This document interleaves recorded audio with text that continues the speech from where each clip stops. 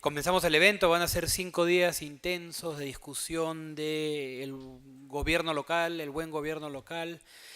Como saben, además un sello de este seminario, un sello que le puso su director, además es mezclar a muy diversa gente, ¿no? Investigadores académicos, gestores, personas trabajando en diversos ámbitos. Y el tema de ese seminario, el gobierno local, justamente permite esa mezcla, ¿no? Vamos a tener mesas de politólogos, vamos a tener mesas de urbanistas, arquitectos, especialistas en crimen, especialistas en manejo de residuos, diversos temas, ¿no? Entonces va a ser un seminario que promete, un seminario que además en el contexto de las últimas elecciones regionales y municipales se hace urgente y necesario. Y siempre con ese mensaje, ¿no? Van a ver ustedes críticas, porque para eso estamos, para criticar algunas cosas, pero también bastantes propuestas y bastante diálogo, ¿no? La idea es aprender de las cosas que se están haciendo bien, reconocer autoridades que contra lo que puede ser una campaña a veces constante de criticar al funcionario público, criticar a la autoridad electa, mostrar que hay muchos funcionarios y autoridades eléctricas que están haciendo un trabajo comprometidos con la política, comprometidos a darle continuidad a las políticas. Entonces es para mí un gusto haber ayudado a Henry Pisa a diseñar este programa, pensar los invitados, pensar los temas y impulsarlo. Entonces comenzamos con la primera conferencia. Tenemos a Mauricio Valencia Correa, que viene de Colombia, es secretario de Infraestructura de la Gobernación de Antioquia, Colombia, y queríamos comenzar con un esfuerzo, con un ejemplo bonito, grande, de lo que puede ser una buena gestión. Como ustedes saben, Antioquia, la ciudad de Medellín, se han constituido en muy poco tiempo en un ejemplo de buena gestión pública tras un pasado bastante complicado, ¿no?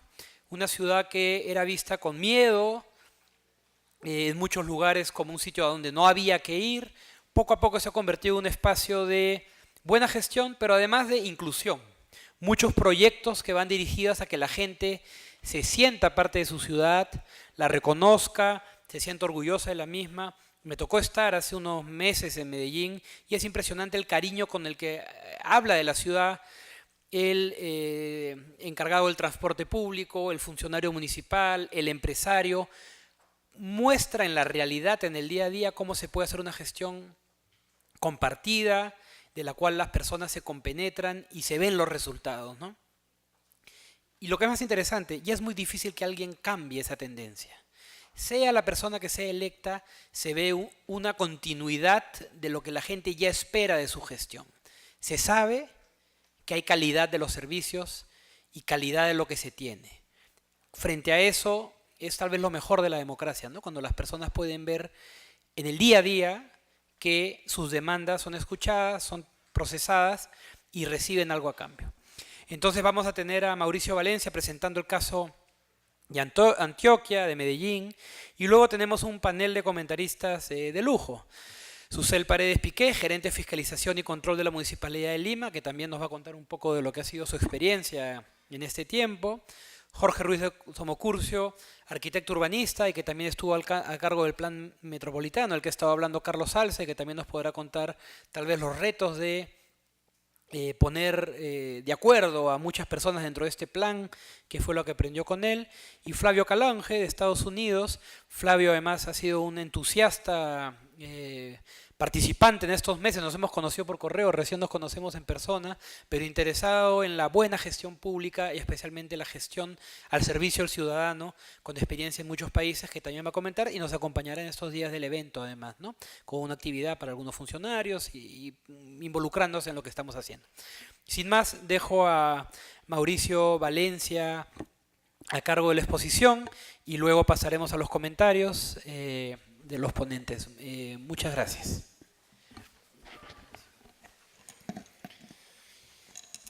Bueno, antes de iniciar la presentación quiero agradecer la invitación que hacen al gobierno del departamento de Antioquia, a las directivas que se encuentran, a Rolando Ames como presidente del consejo directivo, a Efraín González como vicerrector, a Carlos Alza como director de la Escuela de Gobierno y Eduardo como organizador y director del programa. Primero decirles que seguramente este espacio permitirá construir como formas de pensamiento. Yo soy arquitecto, soy urbanista, igual que Jorge. Y eso me ha dado a mí la posibilidad de enfrentar diferentes cargos de la vida pública, como secretario de Obras Públicas, director de Planeación de la Ciudad de Medellín y ahora secretario de Infraestructura de la Gobernación de Antioquia, que es un gobierno regional. Llegar a la Escuela de Gobierno y de Políticas Públicas y estar en este recinto pues representa una responsabilidad adicional. Y frente a los que antecedieron el inicio de esta presentación, pues supondría que uno viene a enseñar lo que se hace a una escuela de gobierno. Pero yo diría más que enseñar, sería hablar mejor de compartir cómo se hace. Y ese es básicamente el sentido de la presentación que yo quiero compartirles a ustedes. Compartir cómo se hacen las cosas. Dentro de, podríamos hablar no de una revolución del conocimiento, sino un renacimiento del conocimiento. O un renacimiento del Estado, un renacimiento de las políticas públicas. Cuando se hacen con una perspectiva de desarrollo y de transformación social. Y ese es el enfoque que yo quiero compartir en esta noche. Ustedes serán los expertos en entender muchas de las condiciones, como lo mencionaba en la presentación del vicerrector, frente a lo técnico, a lo ético y a lo político.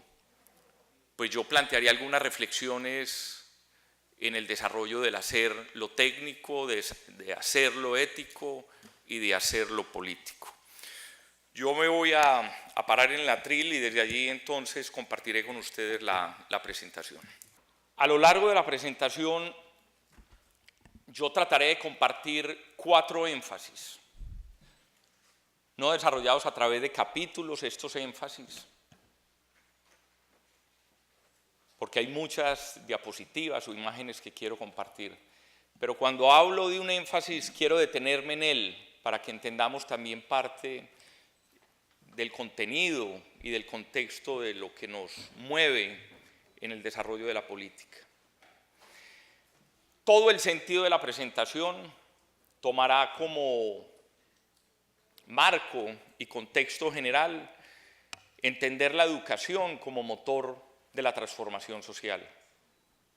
Y eso nos moverá en todos los caminos de la infraestructura, de la educación, de la infraestructura vial, de la infraestructura de vivienda, de servicios públicos, de los programas, de los contenidos, de la ética, de la legalidad, de llegar al territorio, etc. Entender siempre todo este sentido de la presentación que tiene esa escala, como lo propone el seminario de la reforma del Estado, de pensarse entre las regiones y los municipios.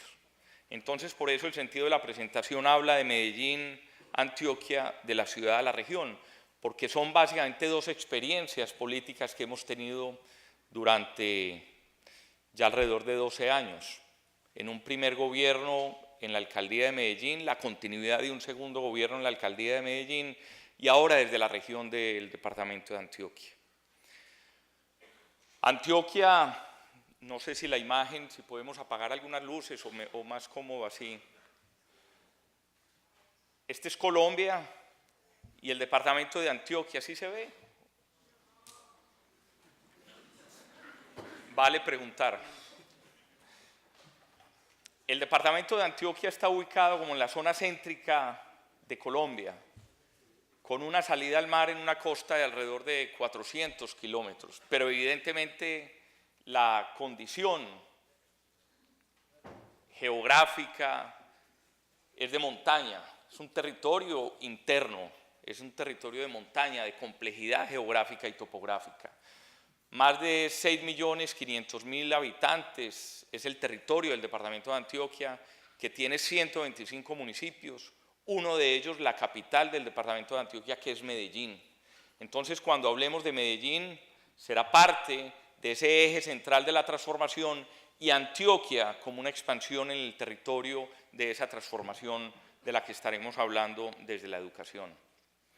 Estos no son los énfasis, son alrededor de 4 hitos en el desarrollo o capítulos de la presentación: un contexto de la historia de Antioquia, un desarrollo que yo creo que es básico para tomarlo como referencia, entendiéndolo como pedagogía de la transformación, y luego 2 capítulos que hablan específicamente de la forma como construimos esa transformación en Medellín a lo largo de 8 años y luego en el departamento de Antioquia. La historia de nuestra región será una historia similar a la peruana, a la ecuatoriana. Incluso quisiéramos tener parte de ese arraigo cultural que tiene Perú, desde épocas de la sociedad indígena, luego de conquista, de colonia, de independencia, de industrialización, y hoy en procesos de modernización y de identidad de esa memoria que aún tenemos y cuesta conservarla desde el principio. Parte de estas imágenes que construyen propiamente nuestras dificultades en la geografía, de transitar de un lugar a otro, de pasar una montaña y atravesarla.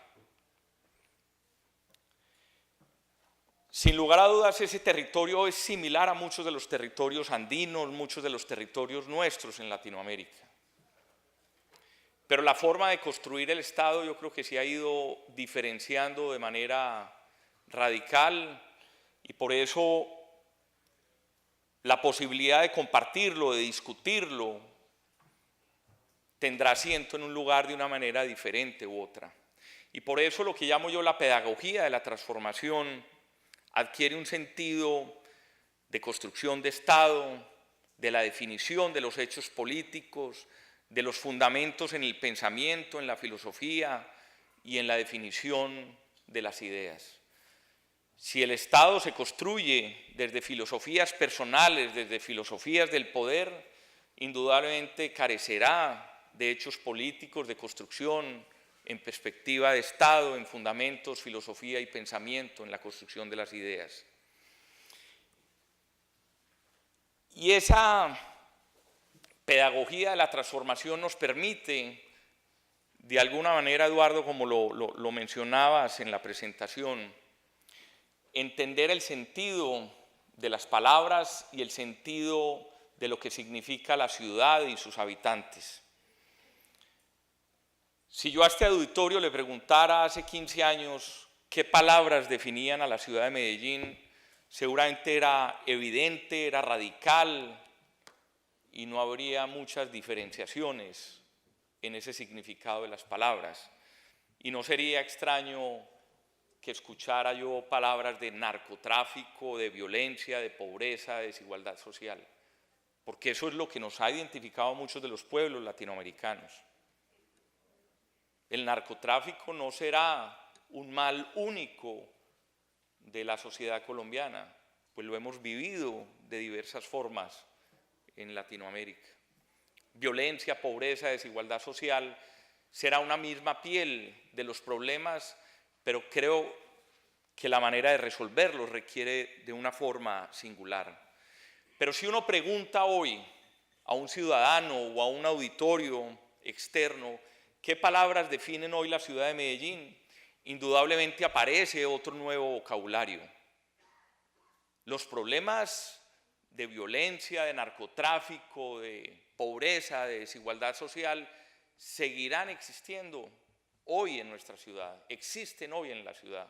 No puedo decir que ya los hemos resuelto, pero sí enseñar un vocablo de esperanza y de una ruta de transformación es lo que hoy una ciudad empieza a palpitar y a descubrir en torno al optimismo, a modernizarse, a tener sentido de convivencia, de participación, de cultura, de educación, por supuesto, de innovación en el sentido del conocimiento.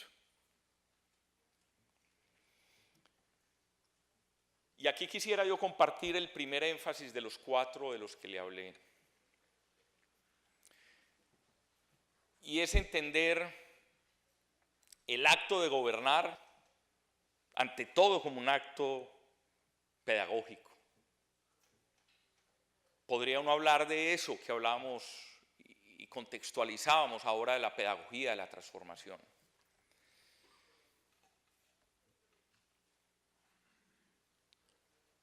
Y para que eso tenga el sentido entre gobierno y pedagogía, entre gobernar y el sentido de las ideas, pues valdría la pena entender el significado de aquellas palabras como pedagogía, donde puede escribirse que es la ciencia que se ocupa de la educación y de la enseñanza. El sentido estricto, en Grecia, era la persona encargada de llevar al niño de la mano.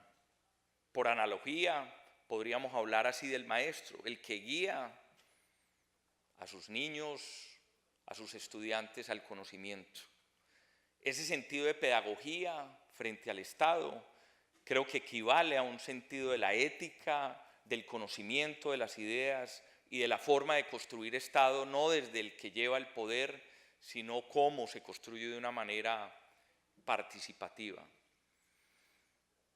Y cuando a la pedagogía le unimos la transformación, pues entenderíamos más ir de un lugar a otro, o mudar de porte o de costumbres,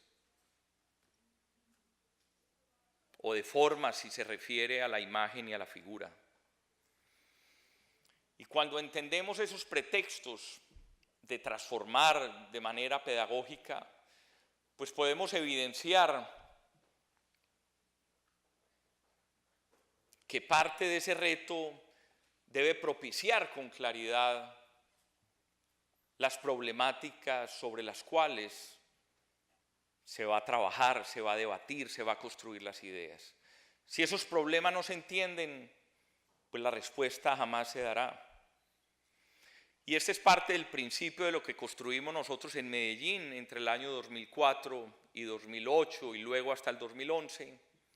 Y ahora cómo lo estamos construyendo desde el 2012 al 2014 en la región del departamento de Antioquia. Hablar de esos principios que se entienden a través de problemas como la desigualdad social en las personas y en el territorio. Hablar de una violencia profunda que hemos vivido generaciones tras generaciones, de guerrillas, de paramilitarismos, de actores de la violencia que han tomado un protagonismo importante en Colombia. Y por supuesto hablar de una cultura de la ilegalidad como parte de un problema que queremos debatir en las propuestas del Estado. La cultura de la ilegalidad tiene que ver con la corrupción, la cultura de la ilegalidad tiene que ver con el deseo de llevarse los recursos públicos a los bolsillos de los particulares. Y esos 3 principios o problemas de desigualdad social, de violencia y de ilegalidad, pues han construido programas de gobierno que denominamos Medellín la más educada y hoy Antioquia la más educada. Siempre bajo unos preceptos de confianza generados a través de una coherencia y una consistencia en el tiempo, en la continuidad, que no es fácil, y encontrar ese equilibrio exacto para una vida en sociedad que dé dignidad a las personas. Y por supuesto, la construcción de un espacio público que recupere la capacidad de diálogo entre los habitantes de una ciudad. En Medellín la habíamos perdido hace 15 años. El espacio público lo había perdido el Estado como el espacio del encuentro ciudadano. Y recuperarlo nuevamente es parte de esos hechos de una cultura de la transformación para una ciudad. Y algunas claves dentro de esa pedagogía de la transformación que creo que son importantes. Primero, la recuperación de la confianza en lo público. Segundo, el manejo transparente de los recursos públicos. Entender que los recursos públicos son recursos sagrados.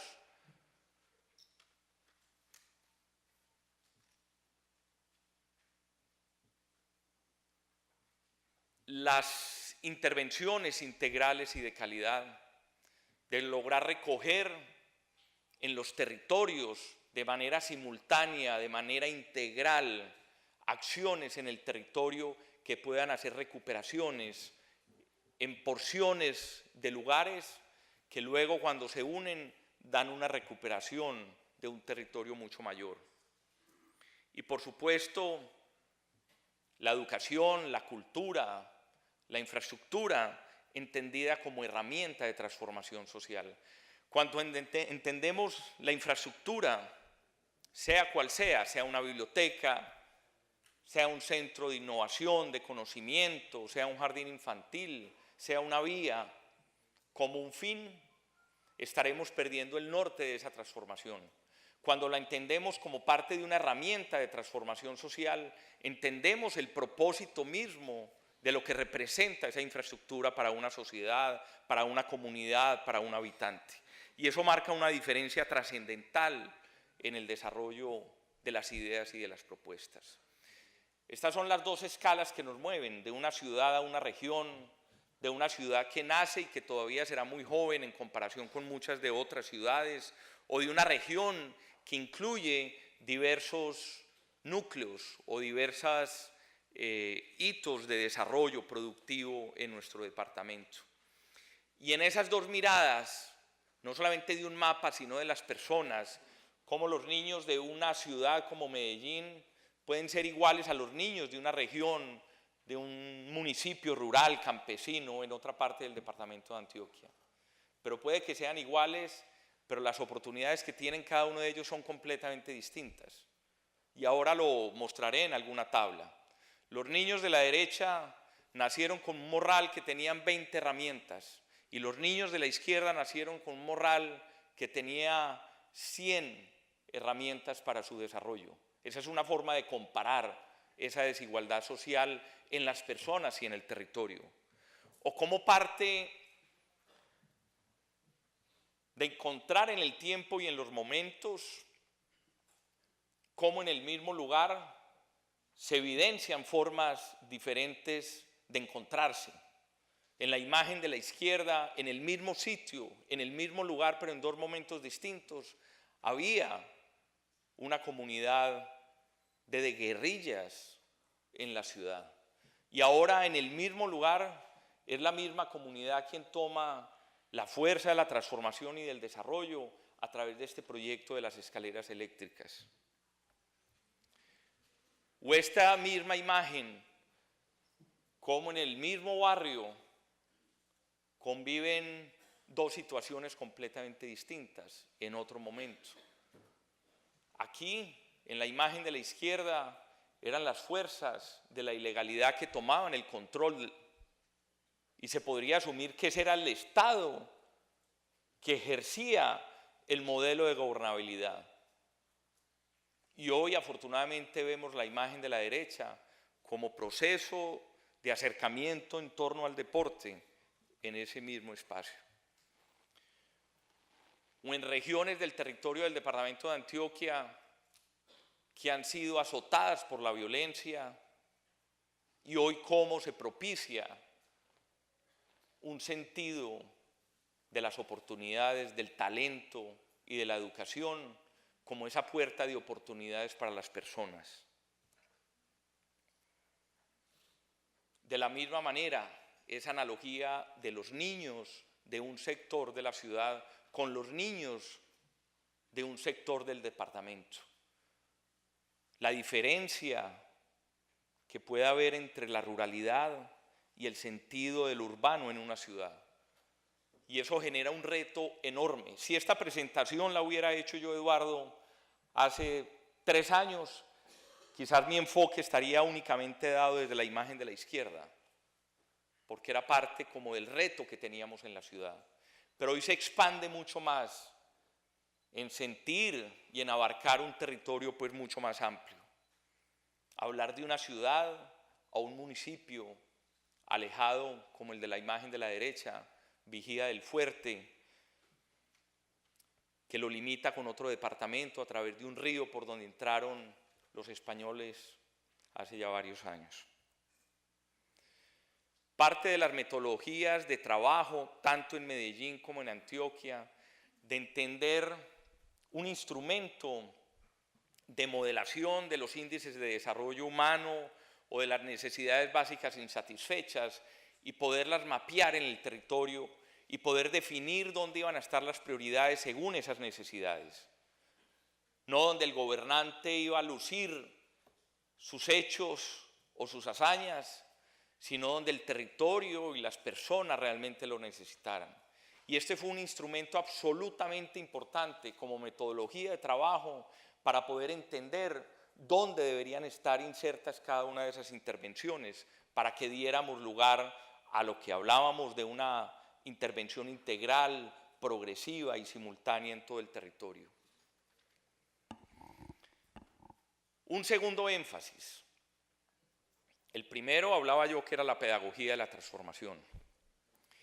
Este segundo énfasis, podría decirlo yo en un sentido de cómo se hacen las cosas. Suena elemental, suena fácil en cualquier condición de la vida, del oficio que hagamos, de lo que representemos en el Estado o por fuera de él. El significado que le damos a nuestras acciones. Aquí podríamos entender e insistir en que el fin no justifica los medios. Cuando entendemos que para llegar a un fin los medios son trascendentales, entendemos que la política, el Estado, el sentido de nuestras acciones le dan un significado radicalmente opuesto, incluso a como se ha hecho de manera natural históricamente. Y este es un extracto de un libro que se llama El coraje de la verdad, de Michel Foucault, que habla de la actitud y de la manera en cómo se hacen y los procedimientos que se ejecutan y la importancia que tienen estos en el modelo de entender el fin. Si yo como secretario de Infraestructura, a través de hacer una carretera, de construir un puente, ese entendiera yo que es el fin, el error pues daría mucha historia para contarlo. Pero cuando entendemos el significado de esa obra, de esa vía o de ese puente que tiene para las personas, para una comunidad, entendemos la diferenciación entre el fin, entre el resultado y el procedimiento y cómo se hacen las cosas. Y parte para comprobarlo, porque sería muy cómodo desde el punto de vista académico, desde el punto de vista teórico, yo terminar la presentación acá. Pero el reto de poderlo haber apropiado, de poderlo haber desarrollado, de alguna manera en un modelo experimental, porque este proceso de política pública en la ciudad de Medellín y hoy en el departamento de Antioquia, pues no tenía una historia, digamos, colectiva, política. Nosotros no teníamos un partido político, no pertenecíamos a ninguna campaña o modelo de desarrollo tradicional de la política del Estado. Éramos o profesores, o veníamos de la empresa privada, o de organizaciones sociales, que nos unimos para proponer y debatir frente a lo que estábamos en contra de los que otros hacían. Y la forma de debatirlo no fue hablando y diciendo, sino pudiéndolo intervenir en el territorio. Y esa condición de llegar al poder creo que genera una singularidad absolutamente poderosa. Cuando Sergio Fajardo Valderrama llega a la alcaldía de Medellín, como decimos, sin tener que haber comprado un voto, sin deberle nada a nadie, le da una independencia absoluta en el desarrollo de sus ideas y de la forma de construir las ideas. Y esa independencia desde lo ético, desde lo técnico y desde lo político, empodera cada una de las acciones. Cuando una persona llega al poder debiéndole algo a alguien, por poco que sea, ya está endosando el desarrollo de una comunidad. Y este modelo de Medellín del 2004 al 2014, pues obviamente toma un sentido de transformación que hoy se reconoce en la ciudad desde diferentes condiciones y propósitos mismos del desarrollo de una ciudad. Por ejemplo, hablar de la ciudad del conocimiento, podríamos entenderlo como la sumatoria de diversas acciones. La ciudad del conocimiento no solamente, como lo hablaba ahora con Flavio, frente a temas de la innovación, por ejemplo, sino la ciudad del conocimiento desde los niños de 0 a 5 años, por ejemplo, de la primera infancia. ¿Qué tratamiento se le da a los niños? Que sus madres y padres trabajan gran parte del día y donde la educación muchas veces la delegaban en una vecina o en un familiar, porque no tenían acceso a una educación pública de esa primera infancia. O luego una educación de calidad en los colegios, o luego en la parte tecnológica, o luego incluso en el desarrollo de los conceptos de innovación. Entonces, entenderlo como una ruta de conocimiento implica una trazabilidad de una o de otra condición de ese segmento de la edad. Por ejemplo, este ejercicio que hicimos, y siempre el mapa, recordando ese primer mapa verde que les mostraba ahora, que evidenciaba las condiciones de desigualdad en el territorio, donde empezaban a tener una visibilidad propia en las periferias del territorio. Los jardines infantiles, y cuando entendemos la arquitectura también como un medio de combatir la desigualdad social, entendemos que generalmente en una ciudad como la nuestra, como Medellín o el departamento de Antioquia, entendíamos la arquitectura como un privilegio para los que tenían o poseían más. Y llevar la arquitectura con calidad, el estándar de calidad, para las personas que tenían ingresos más bajos o en las situaciones más vulnerables, genera un sentido casi como lo mejor para los más humildes. Y estos jardines infantiles, y parte de lo que les voy a mostrar es la expresión de esa arquitectura en beneficio de un estándar de lo público.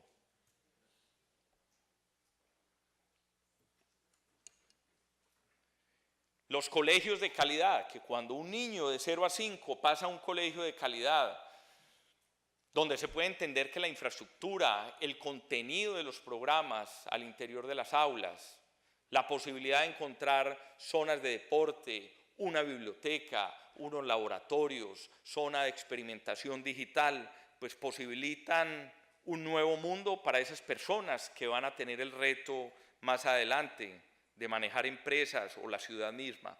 Pero si estos niños no tuvieran las mismas oportunidades, haciendo la analogía del morral, del maletín, que tenía 20 o 100 herramientas, la desigualdad continuaría año y tiempo tras tiempo.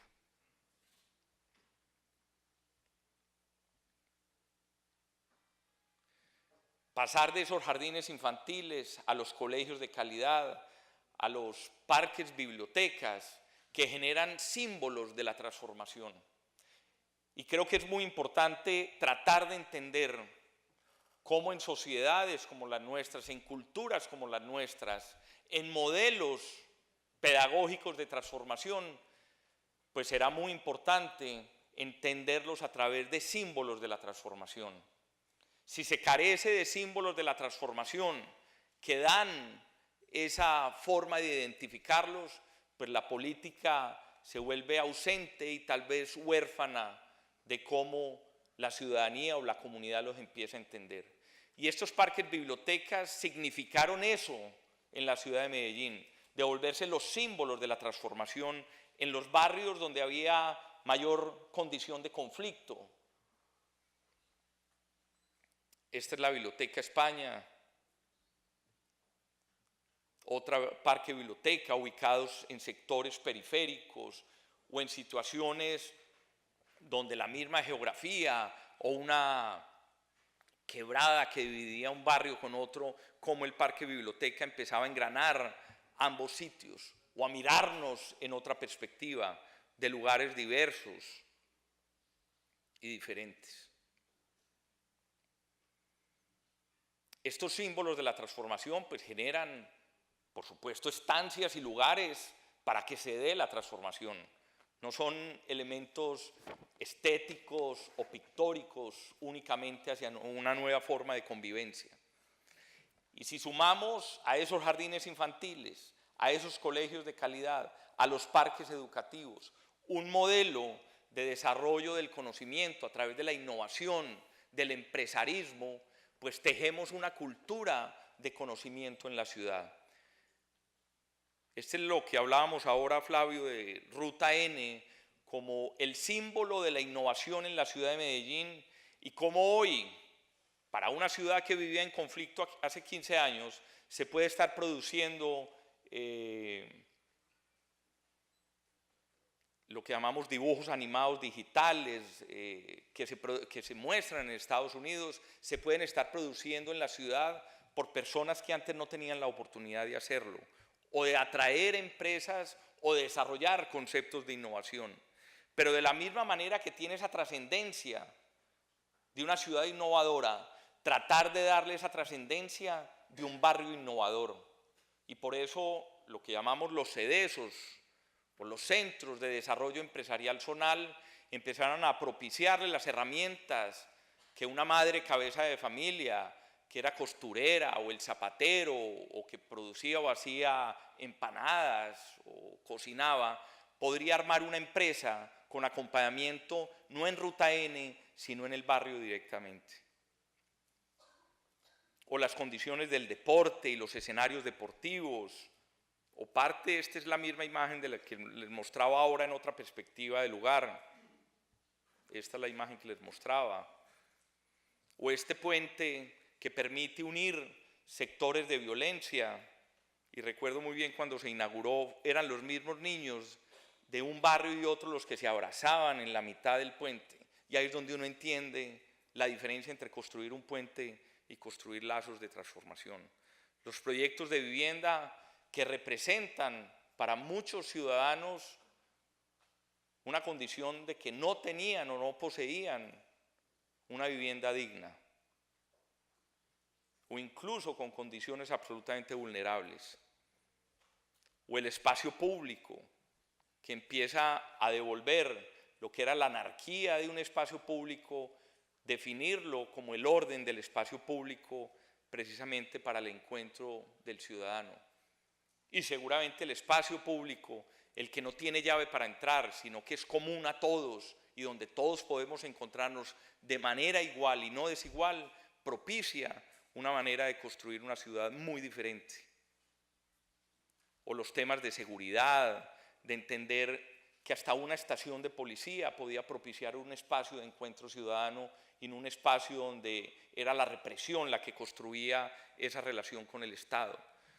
O el medio ambiente a través de espacios verdes, de sistemas de movilidad limpios como el metro de la ciudad de Medellín, o un sistema de buses articulados, o un tranvía que estamos construyendo, o un sistema que ha sido muy novedoso para nuestra ciudad. Para otras ciudades ha sido un sistema de transporte turístico, pero para nosotros fue un sistema de movilidad en laderas a través de los cables que se unen al metro, al bus, al tranvía, al cable, a las bicicletas y por supuesto, como lo veíamos al principio de la presentación, a las escaleras eléctricas. Aquí hablaría yo de un tercer énfasis, de entender la confianza como la relación de lo social, de lo político, de entender el territorio y esa condición del urbanismo como una posibilidad de construir unas condiciones sociales en la política y en el territorio.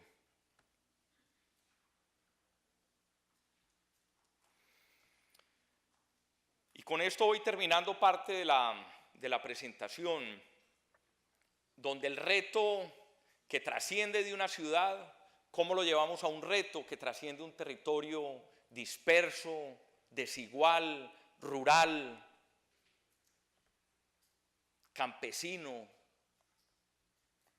Quizás las imágenes que veíamos ahora, en el marco de un territorio de un área metropolitana, entiende uno el beneficio de lo que está alrededor de esa área metropolitana, pero las condiciones de inexistencia de muchos temas de servicios públicos, de agua potable, de energía, en muchos de los municipios que están por fuera del área metropolitana, pues configuran retos adicionales a los que ya teníamos en la ciudad de Medellín, como desigualdad social, violencia y la cultura de ilegalidad.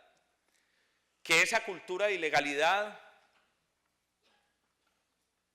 pues representa una debilidad institucional enorme, y combatirla es parte de una apuesta política en las propuestas de transformación de una sociedad.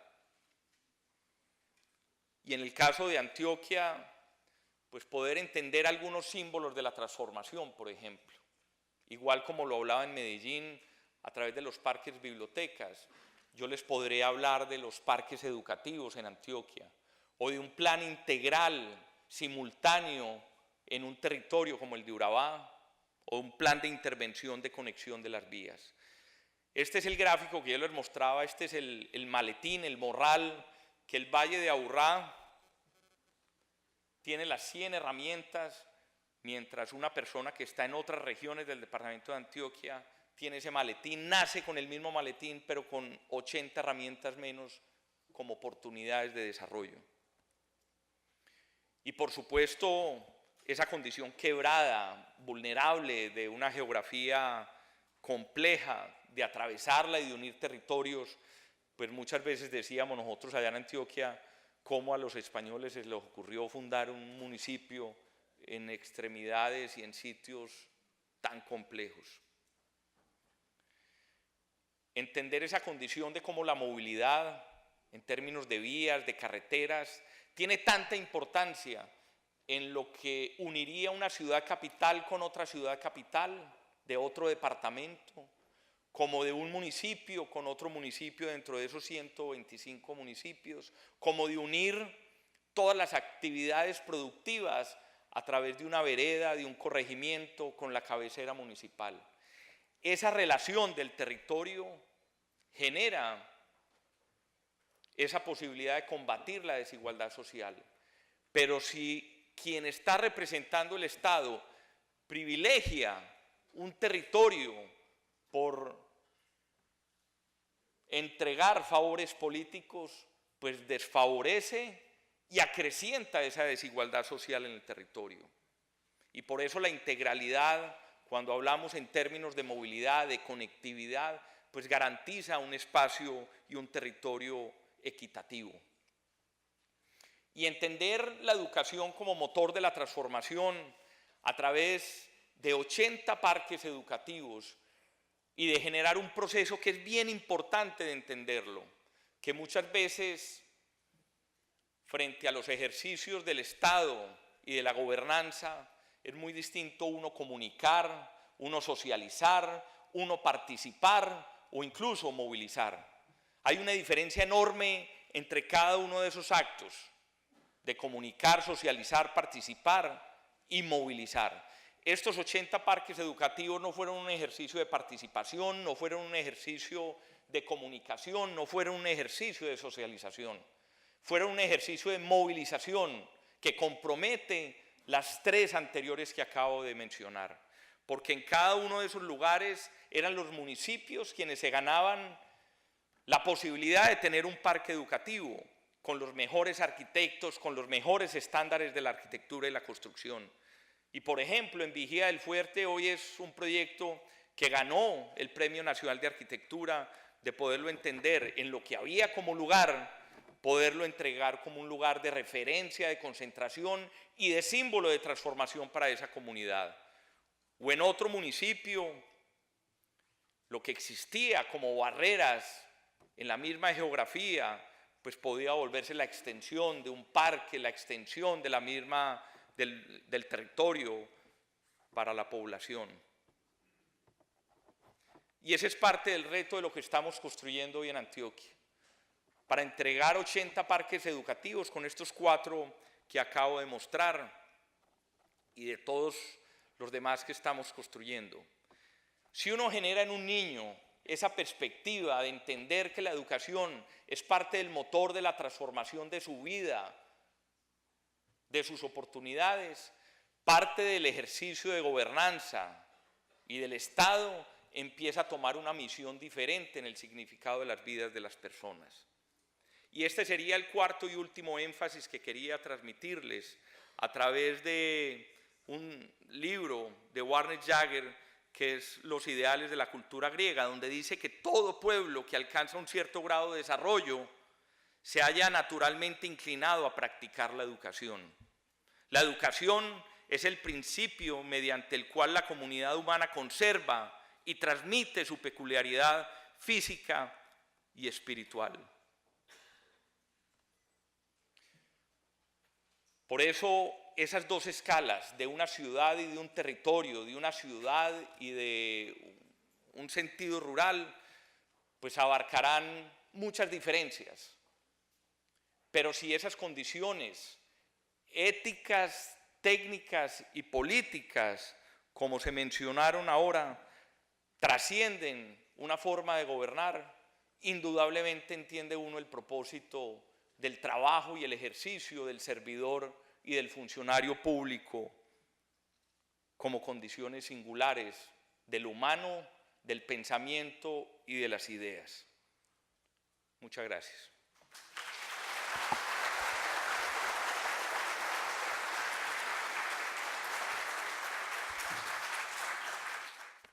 Muchísimas gracias a Mauricio Valencia por esta hermosa exposición, inspiradora. Ahora pasamos a los comentarios. Se les ha repartido algunas preguntas, en un momento pueden formularlas, en un momento van a pasar a recogerlas, tanto aquí como en la carpa, en los salones habilitados, para que las podamos hacer llegar. Obviamente no se podrán contestar todas, pero sí una selección. Entonces comenzamos con Susel. ¿Sí? Susel Paredes, es gerente de fiscalización y control de la Municipalidad de Lima, y estamos muy contentos de poder tenerla con nosotros esta noche.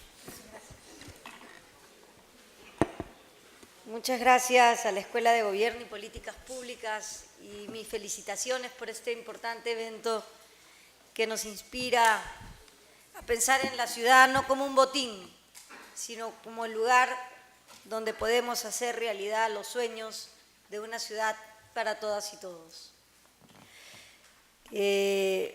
Bueno, no puedo dejar de decir que me muero de envidia.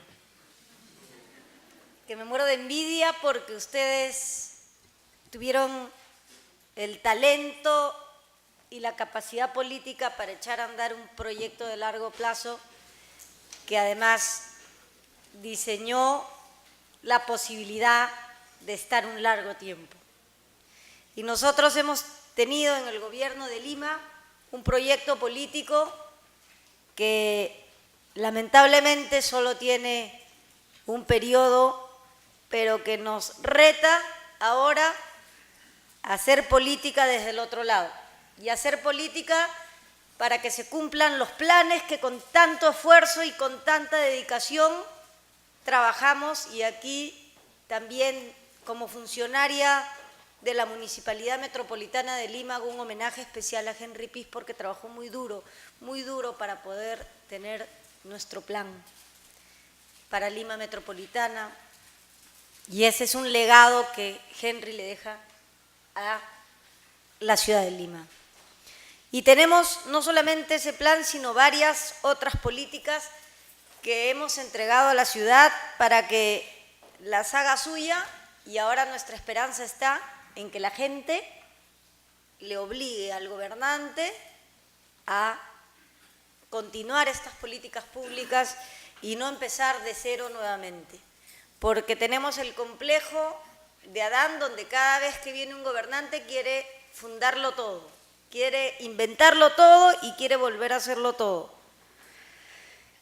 Bueno, respecto al ejemplo de Medellín que tuve el año pasado el gusto de visitar, escogí, tanto hablaban de Medellín y de Bogotá, los ejemplos de la ciudad, que me fui en mis vacaciones a conocer qué hacían y de verdad me quedé enloquecida con, por ejemplo, el proyecto de la Biblioteca España, que es como quien dice aquí el Cerro San Cristóbal, ¿no? Y que ahí instalaran esa biblioteca, que no es una biblioteca, es un espacio, como tú dices, para compartir y para realizar las reflexiones o el intercambio entre la misma gente, ¿no? Porque me impresionó que no solamente era un sitio donde habían libros, sino que había también bibliotecas de internet y actividades, porque una biblioteca solo con libros es un espacio muerto. A veces es como un cementerio lleno de cadáveres, porque si es que no se leen y no se comparte, no tiene vida ese conocimiento. Y fue muy interesante porque había para niños, para jóvenes, para adultos mayores. Y también un espacio para compartir, y todo el barrio se contagió, porque había ya un restaurante del propio barrio que uno podía, o sea, pasé el día entero ahí, o de ahí, después de visitar la biblioteca, tomar una cerveza mirando los edificios. También, porque es parte, y ya los bares tienen, atienden al turista, y el turismo es ver cómo ese barrio se desarrolló y progresó. Entonces, la reflexión que yo tengo que hacer es que cuando la gestión Villarán llegó en enero del 2011 a Lima, entró con un proyecto político para la ciudad de Lima que vino a transformarla y vino también a arrancarle de las manos de algunas mafias muy grandes lo que estaba haciendo con la ciudad. Y entonces nos atrevimos a hacer la transformación del comercio mayorista de alimentos en Lima. Y eso fue un reto muy grande que ya se echó a andar, porque el mercado de Santa Anita tendrá muchos defectos, pero está avanzando. Y les digo que cuando fuimos a La Parada, al ex mercado mayorista de La Parada, y estuve a cargo del rescate sanitario, cuando los comerciantes hicieron quedarse, porque no hubo un desalojo, sino se dijo, este mercado ya no tiene más actividades económicas, entonces lo cerramos. Pero no se desalojó, sino que se clausuró. Entonces, los comerciantes querían retirar su mercadería, ¿no? Y les pedía la boleta. Y casi todos tenían kiosco en el nuevo mercado y kiosco en La Parada. Es decir, dobleteaban. Porque ellos decían, yo me voy al mercado, tengo ahí mi kiosco, pero no voy a ser tonto de no seguir vendiendo aquí si esto sigue funcionando. Entonces, se organizó. Y la prueba estuvo que en los 2 o 3 primeros días aumentó enormemente, astronómicamente, el comercio en el mercado de Santa Anita. Ahora hay que consolidarlo y habrá que consolidarlo con mucho esfuerzo y estaremos vigilantes para que se consolide. Luego, otro tema también que tal vez teníamos en común era el tráfico de tierras. En Barrios Altos hay tráfico de tierras. Hay lugares, casonas antiguas o grandes quintas, que a propósito la gente las riega con agua, como si fuera un jardín, para que se desmoronen. Y en ese lugar construir un depósito o construir, básicamente depósitos. ¿Y por qué depósitos? Porque ahí al lado está el Mercado Central y Mesa Redonda. Entonces, ese es otro tema al que tuvimos que enfrentarnos y que nos hemos enfrentado, pero que es muy poderoso. O sea, el intercambio económico al que estamos enfrentando ahí es muy grande y también hay una reacción violenta y delictiva que se resiste a respetar estos lugares. Y después tenemos en el centro histórico también una red de proxenetismo muy grande, porque no voy a hablar de prostitución porque no es un delito, pero sí hay varios hostales que son cadenas que pertenecen al mismo grupo de personas que se dedican a esa actividad. ¿Qué cosa es eso? Es una organización ilícita para delinquir. Y en este caso estamos hablando de los delitos de proxenetismo, trata y favorecimiento a la prostitución. Cerrar esos hostales también ha sido un reto muy grande porque ha sido enfrentarse a una mafia muy violenta. O bares donde se realizaban estos también intercambios económicos que el comisario de Monserrate, cuando hemos cerrado 3 bares en la cuadra 3 de Alfonso Ugarte, entre Plaza 2 de Mayo y la Plaza Unión, el comisario de Monserrate señaló que después de haber clausurado, tapiado, además yo ponía un muro y ellos me lo tiraban abajo, me lo volvía a poner y me lo volvía, hasta que hacíamos guardia ahí todos los días hasta que se secara el concreto, lo anclábamos de todas las formas hasta que ya, quebraron. Entonces, el comisario dijo que bajó el índice de criminalidad entre esas 2 plazas porque habíamos matado a estos lugares y podíamos hacer que la gente pudiera caminar. No solamente es cerrar un lugar y multarlo, sino que también darle las condiciones de seguridad para que la gente pudiera caminar y pudiera disfrutar del centro. Hemos peatonalizado también el centro y tenemos un plan para que se continúe peatonalizando, ojalá que se cumple, ¿no? Bueno, el presupuesto participativo es otra herramienta de la que ya el pueblo se apoderó, pero no solamente para entregarle a los dirigentes amigos algunas obras que garantizaran el clientelaje entre los ciudadanos y la municipalidad, sino que fuera una herramienta de progreso en la que el ciudadano y la ciudadana dijera qué cosa era de verdad lo que necesitaba. Y eso lo hemos hecho y en el Cercado de Lima por primera vez se instaló el presupuesto participativo donde la gente tenía talleres y además la votación secreta, directa y universal de los vecinos donde el orden de prelación de los proyectos se hacía en cada plaza del Cercado de Lima, se podía votar un domingo y la gente que tenía su DNI o su contrato podía votar para hacer eso. Bueno, entonces, ¿qué quiero comentar? Porque ya estoy hablando solo de Lima. Quiero decir que nos hemos tenido en común la recuperación del Estado de la corrupción. Y yo quiero decirles que pudo haber sido peor, ¿ah?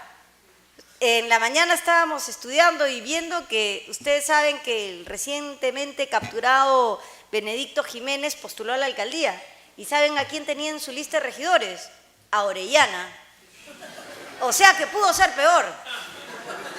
Entonces, yo creo que tenemos que estar muy vigilantes porque siempre hay una banda que encuentra a la ciudad como un botín y que hay que impedir que esto sea así.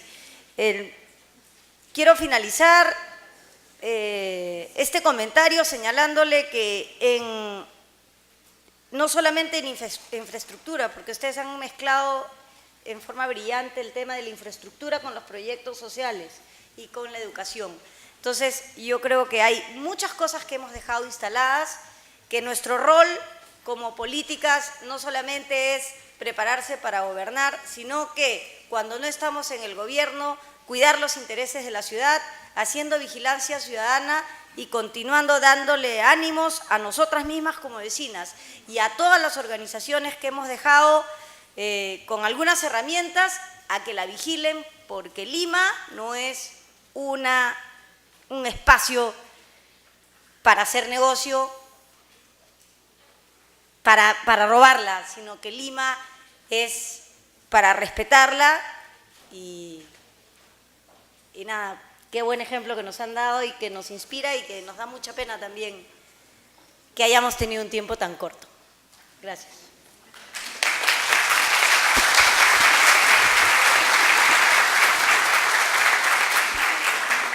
Gracias, Ucel. Ahora tenemos a Jorge Ruiz de Somocurcio, arquitecto urbanista, un conocedor del tema de la gestión del espacio urbano y que también va a hacer sus comentarios.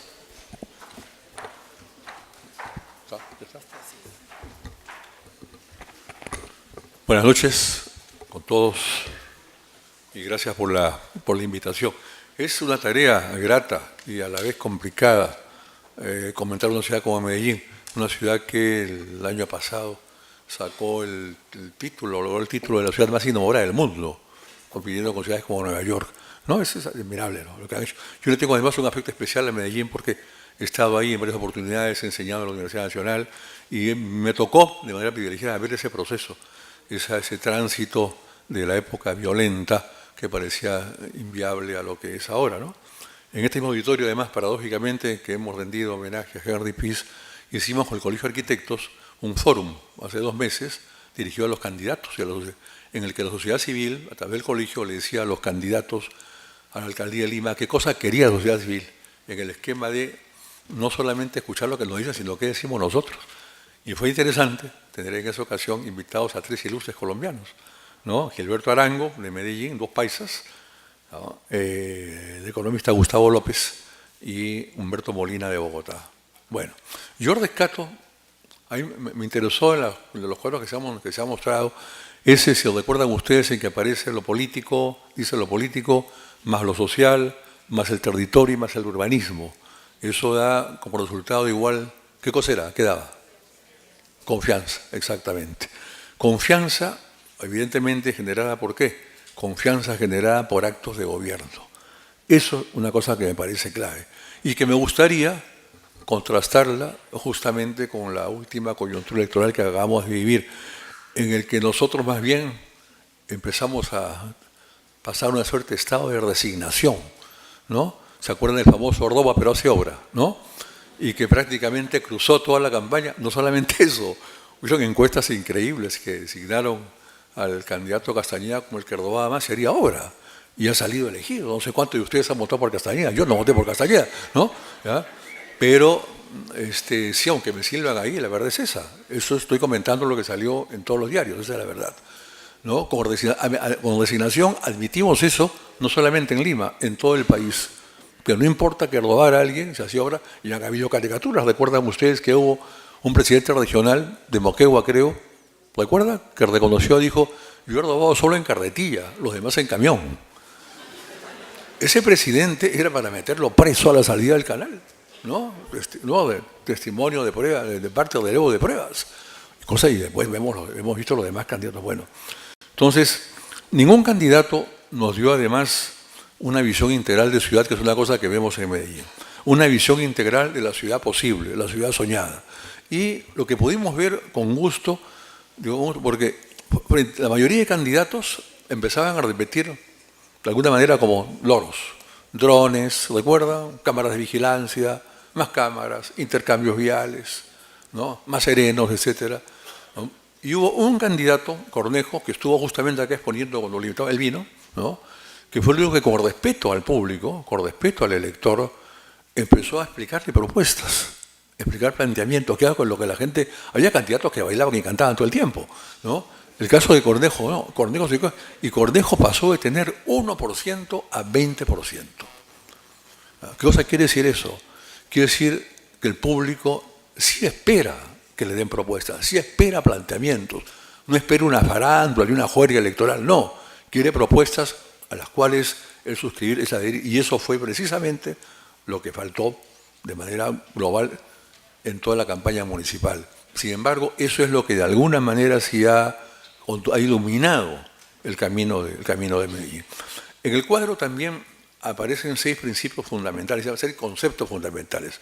Y el primero es, dice, dignidad, más respeto, más reconocimiento. ¿Lo recuerdan ustedes? ¿No? Dignidad, respeto, reconocimiento. ¿Y esto qué cosa es? Básicamente es valores. Eso es un intangible, son valores, ¿no? Tema que ningún candidato tocó y que es un elemento clave, es el intangible más grande de una sociedad. Los valores son los que nos llevan ¿a qué? A la creación de ciudadanía, convivencia urbana, respetos, cultura urbana, es decir, hacer realmente ciudadanos respetuosos del ámbito en el cual estamos y convivimos. El Foro Urbano Mundial de Naciones Unidas, el 7º foro, que se hizo casualmente en Medellín, otra señal más de éxito en abril de este año, ¿no?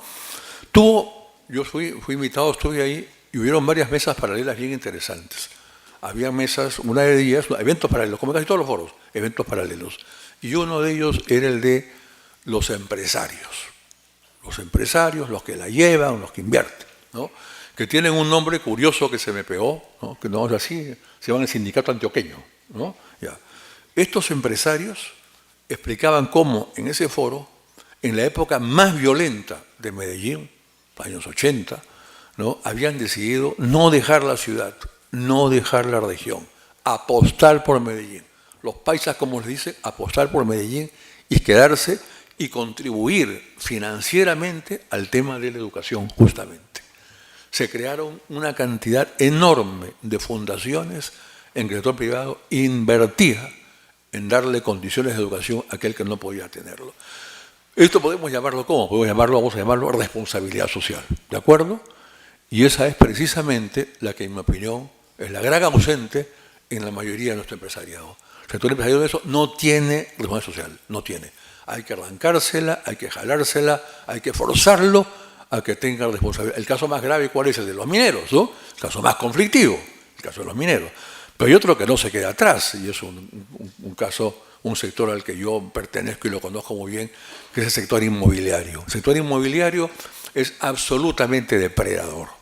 Depredador, es decir, tiene un marco legal, pero un marco legal que efectivamente todo el tiempo está modificando, está mejorando para poder tener más construcción, menos áreas libres, menos estacionamiento, que se marquen en las calles, no importa que las calles se conviertan en estacionamientos, sino en espacios públicos, ¿no? Este es un sector enormemente depredador y ahora ausente de ese sentido de responsabilidad social y que tiene un papel clave en la ciudad, porque quien va haciendo la ciudad es la inversión privada, de todo tipo.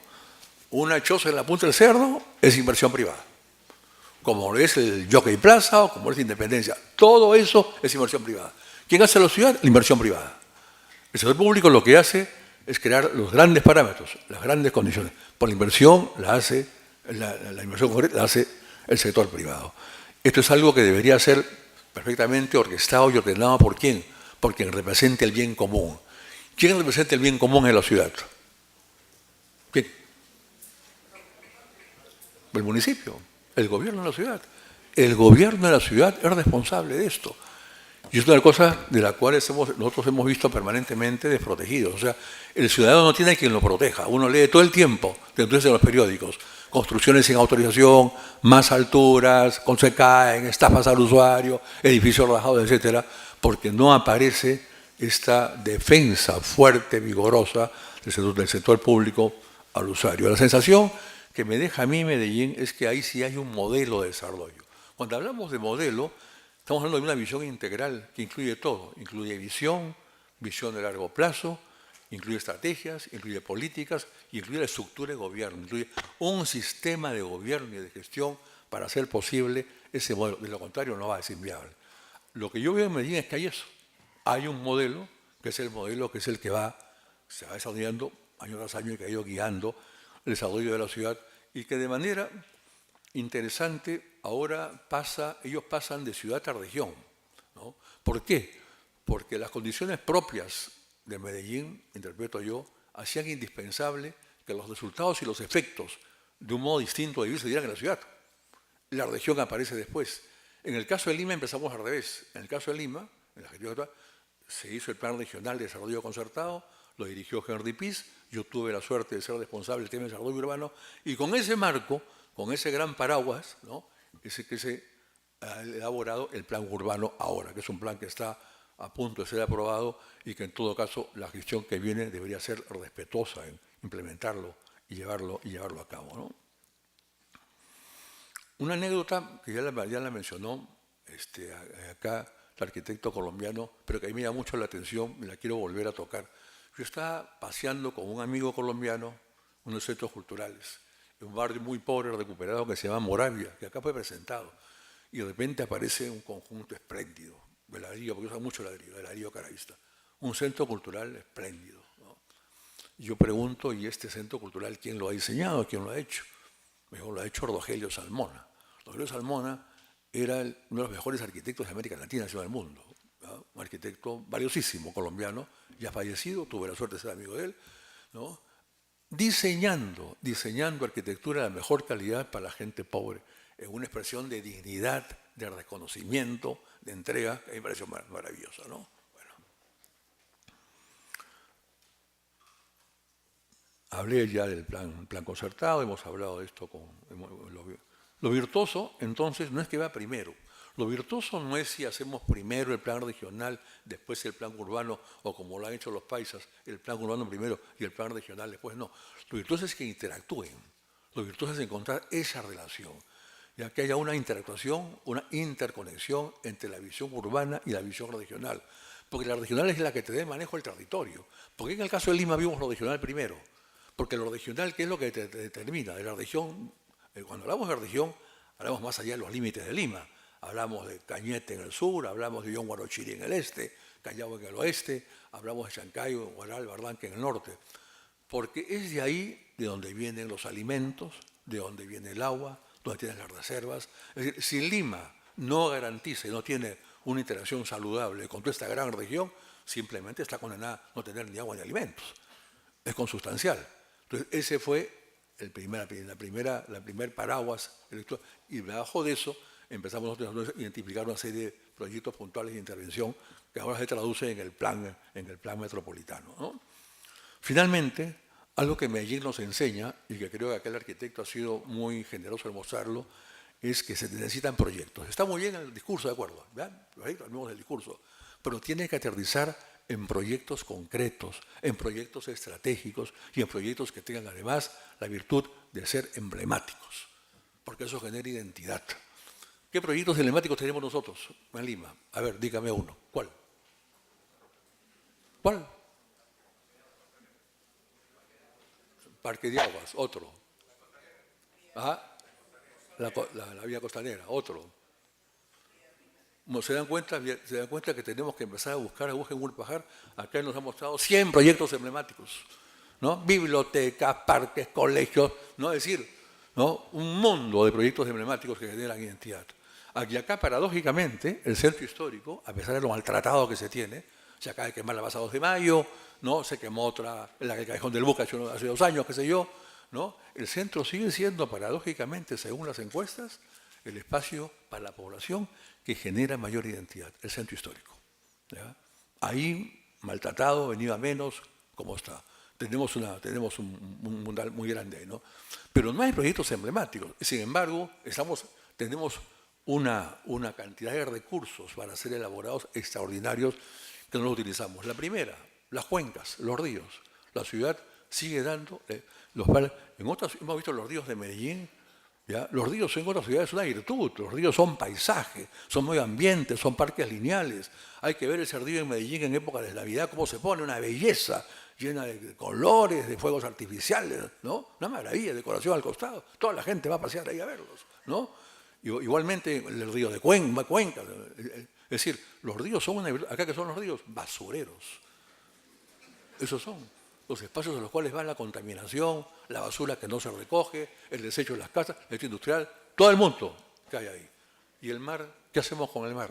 Seguimos dando la espalda al mar. La única capital sudamericana que tiene mar. Maravilloso. Una costa, en el caso de Lima solamente, desde Pucusana hasta Ancón. Igualmente, desperdiciada, botadero. Sin ningún plan maestro, convertido en un plan vial, lo que se ha hecho, yo discrepo con lo que ha hecho la gestión actual, es un plan vial simplemente. Playa no hay 1 metro más de playa, ¿ya? Y lo que queremos es eso, la Costa Verde ser el gran espacio colectivo, el gran espacio para todos, de verano y de invierno, no solamente los 3 meses de verano. Entonces, ahí tenemos una deuda enorme pendiente, el cinturón ecológico, las huacas, los asentamientos precolombinos. ¿Se imaginan? Se va enumerando la cantidad de cosas que podemos hacer y que podrían reposicionar a Lima, pero que están ahí, están en lista. Y esa creo que es, estimados amigos, creo que es la enseñanza que nos deja Medellín. El mundo, ya va a terminar, va camino a ser un mundo de ciudades, ¿ya? Un país, yo sostengo que un país será democrático, sea sostenible, será no excluyente, en la medida que tus ciudades sean democráticas, sean inclusivas, sean sostenibles. Un país será lo que sean sus ciudades. ¿Ya? Deberán enfrentar ¿qué cosas en este momento? Grandes dificultades, las grandes desigualdades, los efectos del cambio climático, la pobreza, el hambre. Yo acabo de leer un libro que realmente me tocó, Martín Capardó, se llama El hambre, ¿no? Él dice ahí que 1.000 millones de personas están condenadas en el mundo a morir de hambre. No es que mueran de hambre tirados en la calle, mueren de enfermedades muy simples, como una gripe cualquiera, colaterales, porque las condiciones de alimentación que tienen no les permiten vivir. Y que eso forma parte del modelo, es consustancial al modelo. Cuando yo acabe esta presentación, 20 minutos habrán muerto en el mundo 400 personas de hambre. Esa es la estadística atroz, ¿no? De la cual somos cómplices todos, de alguna manera. Pero ese es el modelo que nos ha tocado vivir. Empecemos a cambiarlo. Por cierto, es empezar a cambiarlo, del cual todos somos responsables. Todos los que estamos en la mesa, ustedes, empecemos a cambiarlo. ¿Por dónde? Empecemos por las ciudades, que es lo que sabemos hacer. Muchas gracias.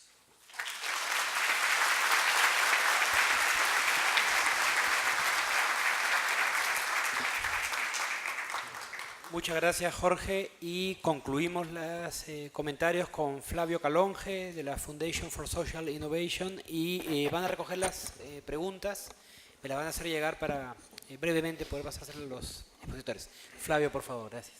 Sí, buenas noches. Me tocó hacerlos bailar hoy día, me pidieron que los pusiera a bailar. Pregunta, ¿cuántos de ustedes son de gestión pública? ¿Pueden levantar la mano, por favor? Por favor, levanten la mano. Sí, no es un voto, simplemente es una pregunta. Es interesante las conversaciones. Me ha tocado vivir experiencias. He estado en Medellín varias veces y la verdad cada vez lo veo mejor. Pero también he estado en Bilbao, que creo que es una buena exposición de este modelo. Todo lo que está pasando en las ciudades del mundo realmente tiene algo que ver con el talento. Y ese talento se llama talento humano. Creo que la parte de gestión de la administración pública, no solamente en Perú, lo he visto en muchas partes, pasa por el hecho de que quieren hacer algo tan rápido, como acá lo mencionó Jorge, sin estrategia, sin visión de largo plazo, y todo es cortoplacista y hay que irlo a hacer por la gestión, con el objetivo de que con suerte lo voten en la siguiente gestión. Y eso es parte del proceso del ir y venir. Uno de los focos que estamos viendo en la región o en el mundo en este caso es qué hacer para aquellos gobiernos que quieran hacer algún tipo de gestión buena, que tengan algún mapa, un norte. Y ese es el objetivo que está sucediendo en el mundo con ISOs específicos para gobiernos locales. Y eso gestiona y arma un contexto diferente, porque aquellos que van a entrar en gestión o que están en gestión van a poder obtener una forma objetiva de medirse a sí mismos con respecto, ya no con la ciudad del vecino, sino con una ciudad similar en otra parte del mundo. No sé si Lima estaría en capacidad de medirse en el sentido que lo acabamos de demostrar con Medellín, pero creo que hay otras objetividades que tener en cuenta, como por ejemplo, ¿qué hacer? La verdad que he venido varias veces aquí y no encuentro un plan estratégico como político de esta naturaleza como ciudad. Realmente es todo oportunístico o todo hay que hacerlo rápido y no hay nada. Entonces, muchas de las gestiones pueden ser buenas, pero son limitadas en el espacio y tiempo y en la visión, que no hay. Esa forma de estrategia, de construir una estrategia, lo que ustedes acaban de escuchar de Medellín tardó 12, 14 años. O sea, aquel que crea que va a poder hacer algo similar en los próximos 4 años, no va a pasar. Pero tienen que hacer algo para empezar a hacerlo y por lo menos dejarlo estructurado para que no se detenga. Mauricio mencionó algo muy importante, la gestión del conocimiento. Hoy está probado, y ellos tienen varias muestras, pero varias ciudades aquí en Latinoamérica están generando todo lo que son las ciudades del conocimiento. Ese espacio que deja una ciudad de conocimiento, llámese ciudad de conocimiento con algo específico, educación, turismo, niños, librerías, lo que sea. En este caso estaba pensando en lo que hablaba acá Jorge, una ciudad de conocimiento con el tema de turismo de la playa. No sabía que era tanto de Pucusana hasta dónde, Ancón. Eso es bastante. Pero imagínense ustedes que exista ese ejercicio de mover el modelo de gestión del conocimiento. Va a ser muy difícil que las gestiones siguientes puedan hacer cambios dramáticos con lo que tienen, porque ya la ciudadanía se apropia de ese conocimiento. Creo que esa apropiación correcta de ese conocimiento, donde sea que lo hagan, va a ser y va a marcar la diferencia en lo que van a poder hacer. Gestión buena o gestión mala, tienen que hacer algo. Y creo que el momento que les toca, particularmente en esta oportunidad, tienen 4 años siguientes, creo que va a salir una ley que va a evitar, no sé si estoy en lo correcto, ¿no?, la reelección. Con lo cual, la gestión o la posibilidad de continuidad va a ser muy limitada. Pero entonces tienen que hacer algo ya mucho más estratégico, ya mucho más allá de un partido político o simplemente de una gestión.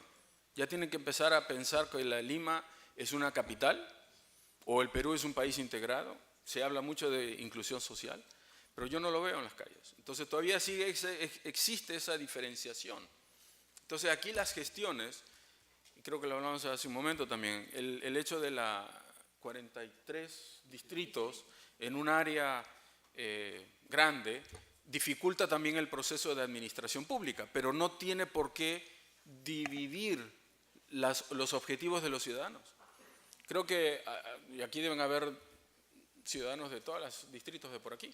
Entonces tienen que buscar la forma de que inclusive en el distrito se pueda gestionar algún tipo de conocimiento. Esa es la única manera que, en mi opinión, y creo que lo he visto muy seguido, que puede llegar a mantener lo que se empieza a hacer. Yo no creo que nadie que construya una escuela la siguiente gestión lo va a tirar abajo porque no le gustó la arquitectura. Entonces, esa misma forma de lo que hacen en Medellín, las escaleras, todas las cosas que se están haciendo, creo que es necesario que empiecen a pensar de una manera diferente. ¿Alguien sabe lo que es la definición de la locura? ¿Sí? No lo digo yo, lo dijo Einstein. Hacer una y otra vez lo mismo y esperar un resultado distinto. Si realmente no gestionan un cambio con innovación, pero con una visión estratégica de negocio, porque la administración pública no deja de ser un tipo de negocio también, la diferencia es que usan el dinero de otros, que es el pueblo, y aquí fue bien escueto eso de que las administraciones tratan de recolectarse un poco de dinero propio, pero creo que esta es la parte importante. La gestión va a continuar. La diferencia es lo que dejan en el camino. Esa gestión del conocimiento, ese crear el talento humano en la gestión pública, que creo que aquí no hay mucho. Existe servir, pero no es suficiente. No alcanza a poder hacer esa gestión de largo plazo. Es todo muy pequeño, muy corto, muy rápido. Las gestiones o las administraciones no duran, gestionan rápidamente cambios. Entonces, ese constante reciclaje no es bueno. Yo no veo nada de eso. Creo que es un poquito lo que estamos hablando. Los 14 años de Medellín o los 20 y pico que le tomó a Bilbao ser lo que es hoy día y las otras ciudades que van en ese complejo, tienen que tener continuidad, por lo menos de la parte de visión estratégica. Entonces, por lo menos en el comentario, yo no tengo mucho que hablar de la política, pero lo que sí sé es que la política hace la diferencia en el cambio. Entonces, creo que este foro y en estos días van a poder escuchar nuevas formas, pero apliquen de una manera diferente las cosas que van a hacer. Aquellos que van a entrar en la nueva gestión o que van a repetirla, creo que tienen una muy buena oportunidad con todas las herramientas que yo le da. Creo que a Mauricio no le importaría que le visiten en Medellín para explorar.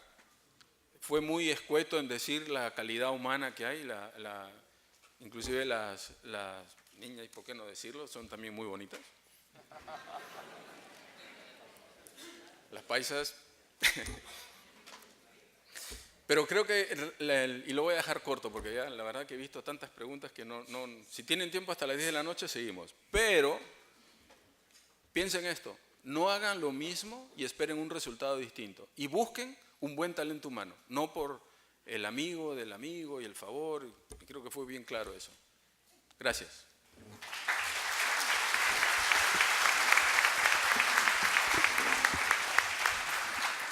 Ahora tenemos una ronda de preguntas con respuestas rápidas. Me pueden hacer llegar las que faltan para distribuir, pero comenzamos con Mauricio Valencia, por favor. Gracias, Eduardo. Bueno, hay un conjunto de preguntas que yo he tratado de recogerlas para traducirlas en respuestas más concretas. Hay varias preguntas en torno a cuántos años o periodos municipales duró la transformación de Medellín, y esto se conecta con otra pregunta: ¿cómo se lograron y obtuvieron los recursos y presupuestos para financiar este cambio?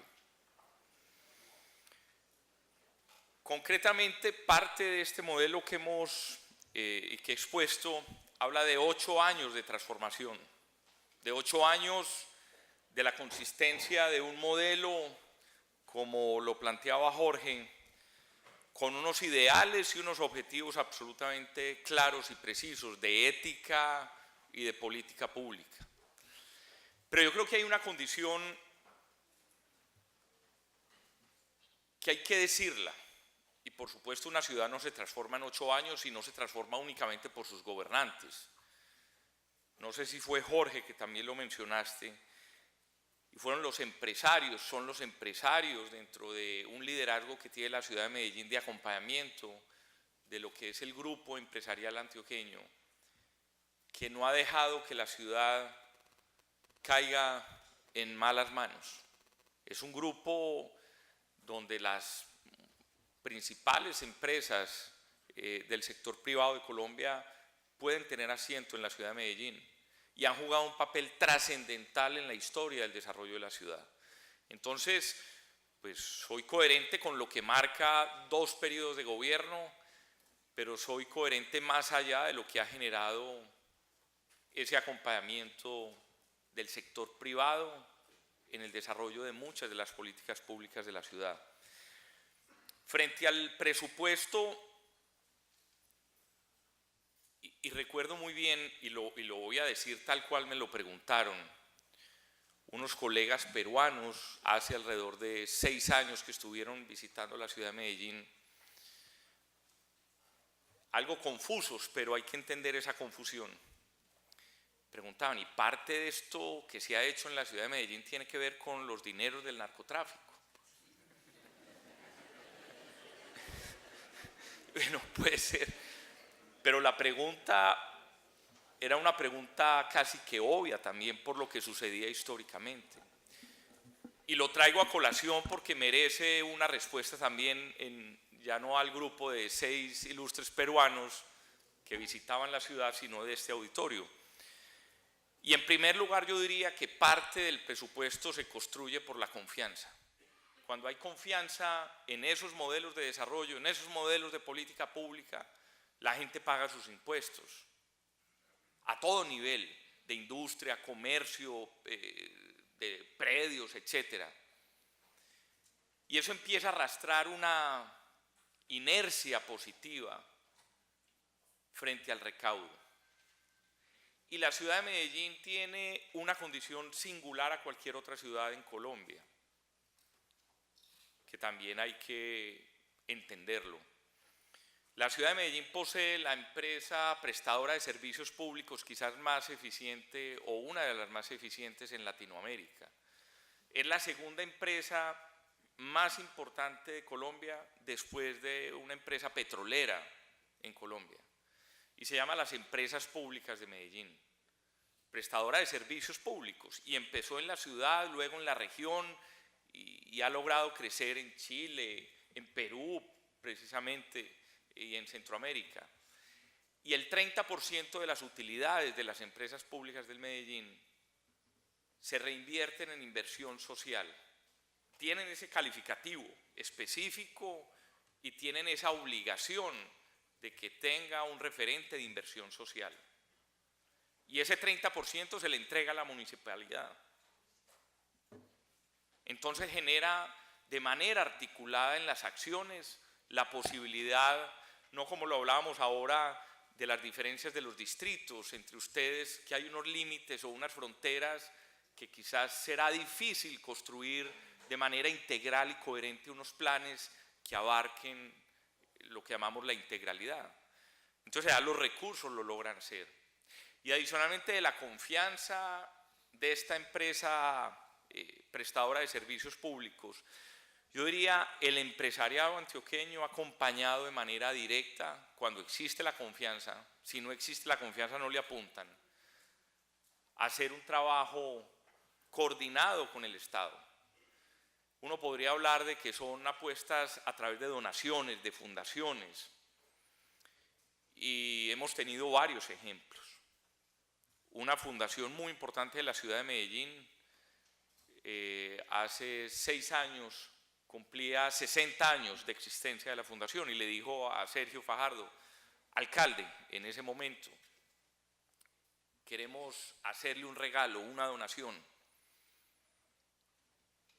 ¿Qué quiere? A un gobernante le dicen eso y empieza a mirar su ego de poder, su capacidad de trascender en su imagen política. Y dijo, yo quiero que me compren un colegio. O incluso las empresas públicas de Medellín también le iba a donar un regalo a la ciudad de Medellín. Y le dijo a Fajardo, ¿qué quiere que hagamos? Hagamos el Parque del Río, que era y será una necesidad en la ciudad de Medellín. Y el gobernador le dijo, no, deme, o el alcalde en ese momento, lo que equivale a construir ese Parque del Río, construyamos 10 colegios de calidad. Entonces parte de esos colegios que veíamos allí tiene una condición de un presupuesto que vino no solamente ligado a la confianza, a los impuestos, al pago de los servicios públicos, sino a que el gobernante de turno tuvo la capacidad de no dejarse tentar por un presupuesto adicional para escoger qué quisiera hacer, sino que tuviera una relación directa y fuera coherente con lo que había establecido. Entonces el presupuesto viene de la confianza de una entidad como las empresas públicas, y los privados han jugado un factor bien importante. Preguntan cómo se incorpora la participación ciudadana en la nueva gestión pública de Antioquia y cómo se articula como un ente movilizador. Yo ahora establecía una diferencia y luego pregunta sobre los temas de comunicación. Uno fácilmente, desde los actos de gobierno y desde lo público, cae fácilmente, o muchos, en ni siquiera comunicar, que eso sería gravísimo. Hace solo y no comunica. O incluso no socializa. Entre comunicar y socializar hay una diferencia de interlocución. O incluso no participa, que la participación ya tiene un nivel donde hay un contacto directo y reconocimiento de las ideas de la ciudadanía, de las comunidades. Pero cuando yo insisto que movilizar es distinto a comunicar, a socializar y a participar, tiene un efecto trascendental. Y lo vivimos en Medellín. En Medellín también hicimos el ejercicio del presupuesto participativo y lo estamos haciendo en el departamento de Antioquia, donde las comunidades eligen sus necesidades y definen cuáles son los proyectos que requieren en su localidad. Pero cuando hay un proceso de movilización, define como una cadena de tiempo desde el primer momento hasta el último momento. Y pongo el ejemplo con un parque biblioteca. Y ahora les mostraba pues, con alguna imagen muy rápida, cuando la forma de elegir los parques educativos involucraba a cada alcalde de cada municipio en una propuesta educativa, en la elección del mejor lote que pudiera darle identidad a ese símbolo de transformación, como Jorge lo comentaba ahora. Y cuando el gobernador visitaba cada municipio, era la comunidad quien le reclamaba, le decía con actos, canciones, himnos, chistes, de todo tipo de condiciones de movilización, desde niños hasta adultos, diciendo queremos un parque educativo. Ahí el ejercicio de movilización tiene un impacto diferente a la participación. y la movilización empieza a ser como la inauguración previa de algo que no se ha construido. Distinto cuando se construye algo y se lleva a la comunidad y aterriza como un ovni en un sitio y en un territorio. Cuando existe esa movilización, construye una condición de tejido social. Y por ejemplo, luego de que el parque educativo se lo ganaba un municipio, se hacía una convocatoria de los arquitectos a través de un concurso para participar en el diseño de ese parque. Y el arquitecto tenía que ir, y habían unas mesas municipales donde había un diálogo entre el arquitecto y la comunidad. Y ese diálogo se traducía a través de unos talleres de imaginarios. Y los talleres de imaginarios visibilizaban los sueños de la comunidad y los identificaban de una manera precisa, clara, y los diferenciaba entre un parque educativo en un municipio cerca a una selva o en un municipio cerca a una zona cafetera o etcétera, o al mar.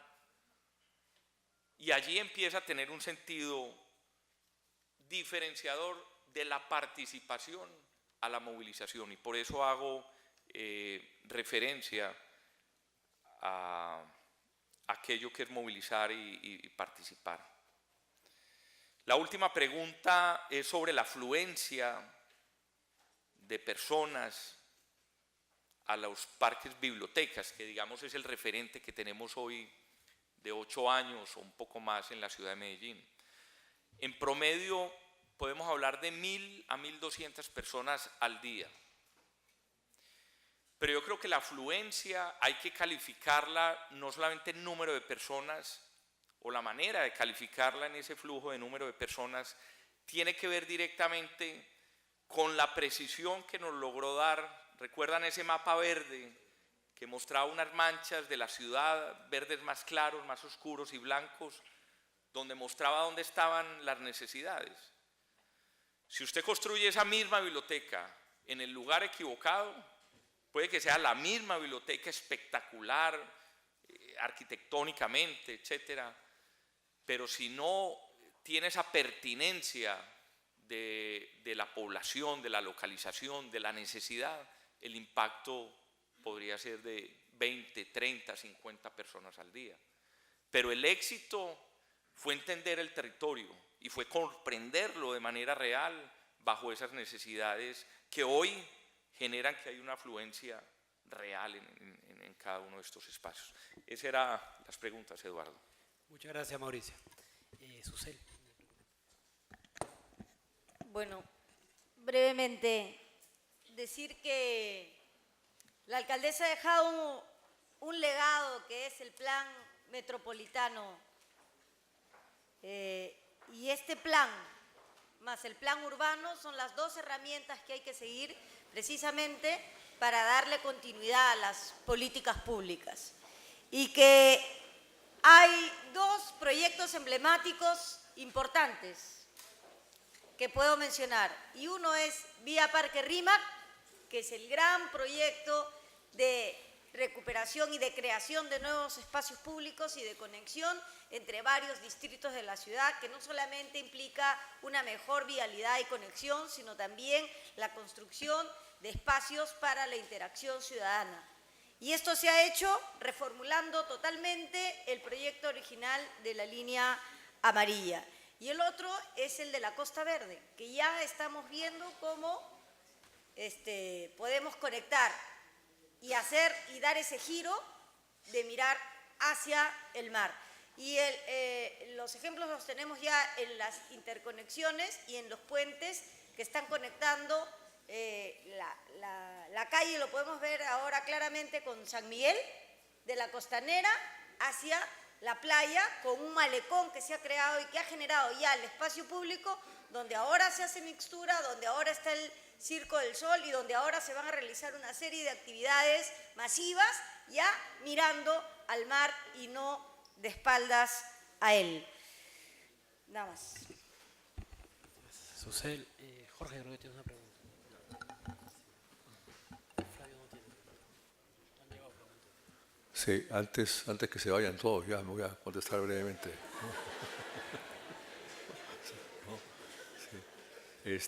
Me preguntan por si el plan ha sido, cómo se ha llevado la participación en el plan.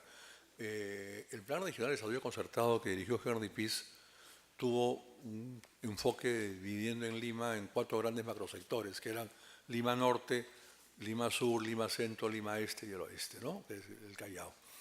A partir de ahí, a partir de esos macrosectores, se convocó alcaldes, organizaciones, sector empresarial, sector privado, sindicatos, dando lugar más o menos a cerca de 400 audiencias, impresionante. A lo largo de un año, fue más de un año de trabajo. Cerca de 400 audiencias convalidando el plan. Lo que trajo como resultado de cuando el plan se presentó a la Asamblea Metropolitana, conocen esa instancia ustedes, la Asamblea Metropolitana está compuesta por todos los alcaldes, por sociedad civil. La Asamblea Metropolitana lo aprobó por unanimidad. De ahí pasó al Consejo. Y en el Consejo el plan se aprobó también, el plan concertado se aprobó por unanimidad, ¿ya? Ese es el plan regional 2025. Y de ese plan se ha desprendido el plan urbano, que es un plan, que es un hijo del plan regional, que es el plan urbano metropolitano, que es el que se acaba de culminar, ¿no? Y que debe estar en este momento en proceso de aprobación por el Consejo. Creo que son dos de las cosas más interesantes que deja la gestión actual y que yo creo que habría que insistir en que esa hoja, esa carta de navegación, con reajustes o con lo que se quiera, pero se mantenga, porque efectivamente es una visión que Lima no tenía para su desarrollo en un largo plazo, ¿no? Muchas gracias. No hay preguntas, ¿no? Muchas gracias a todos. Para los que nos encontramos mañana, por favor, vean su programa.